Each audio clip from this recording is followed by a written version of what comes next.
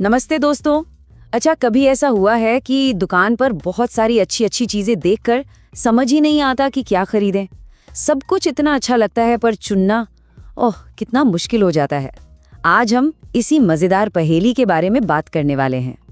हम सबको तो यही लगता है ना कि जितना ज्यादा हो उतना अच्छा। सोच कर देखिए, दिवाली का टाइम है और आप एक मिठाई की दुकान पर हैं। सामने तो गुलाब जामुन, जलेबी, बर्फी, इतनी सारी मिठाइयाँ रखी हैं, देखकर ही मुंह में पानी आ जाता है ना।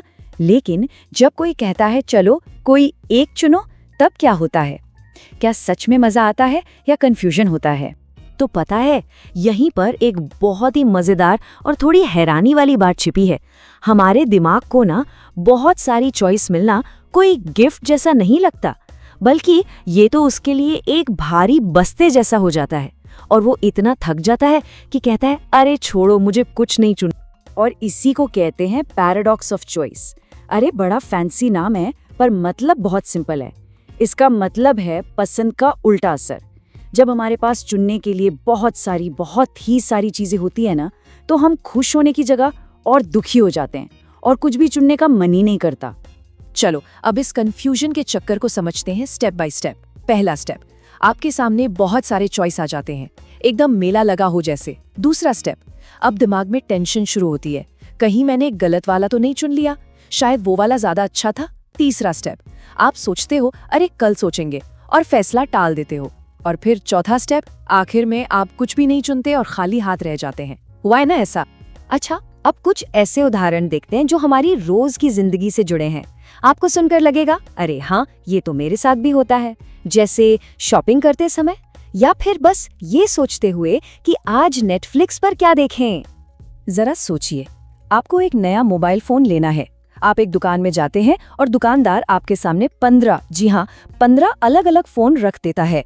सिर चकरा जाता है ना। अब आप दूसरी दुकान पर जाते हैं। वहां दुकानदार आराम से पूछता है आपको बैटरी अच्छी चाहिए या कैमरा, और फिर बस 2 सबसे अच्छे फोन दिखाता है। अब बताइए कहाँ फैसला लेना आसान हुआ? हो गया ना काम सिंपल। भैया मैं सोचकर बाद में आता हूँ, ये लाइन तो हम सब ने कभी ना कभी बोली ही होगी। ये तब होता है जब हमारा बेचारा दिमाग इतने सारे ऑप्शंस देखकर थक जाता है और कहता है बस और नहीं। ये तो बस दिमाग का तरीका है एक छोटा सा ब्रेक लेने का।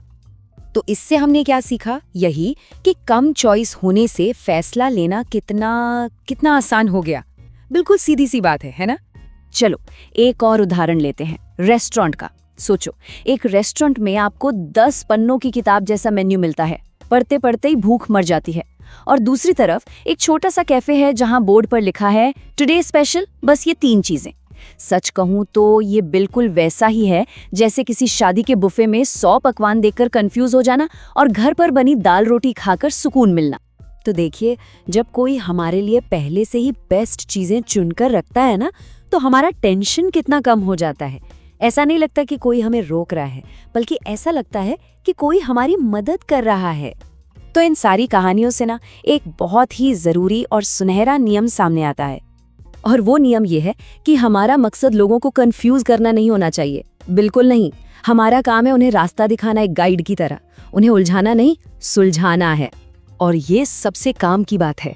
जब आप ऑप्शंस कम कर देते हैं तो लोग ज्यादा जल्दी और ज्यादा कॉन्फिडेंस के साथ फैसला ले पाते हैं। तो चलिए, आज हमने जो भी सीखा उसे फटाफट छोटे छोटे पॉइंट्स में याद कर लेते हैं। तो याद रखने वाली बातें क्या है? पहली, सादगी हमेशा जीतती है। दूसरी, लोगों को मदद पसंद है, वो चाहते हैं कि कोई उन्हें सही चीज चुनने में हेल्प करे। तीसरी, जब चॉइस पहले से चुनी हुई होती है तो कॉन्फिडेंस बढ़ता है। और चौथी, कम चॉइस मतलब फटाक से फैसला। और आखिर में ये एक लाइन हमेशा याद रखिएगा, एक कंफ्यूज्ड दिमाग कभी कुछ नहीं खरीदता। और ये सिर्फ खरीदने बेचने की बात नहीं है, ये जिंदगी के हर फैसले पे लागू होती है। तो दोस्तों, आज के लिए बस इतना ही, और हमेशा की तरह याद रखिएगा, रोज थोड़ा थोड़ा सीखना एक दिन बहुत बड़ी सफलता दिलाता है।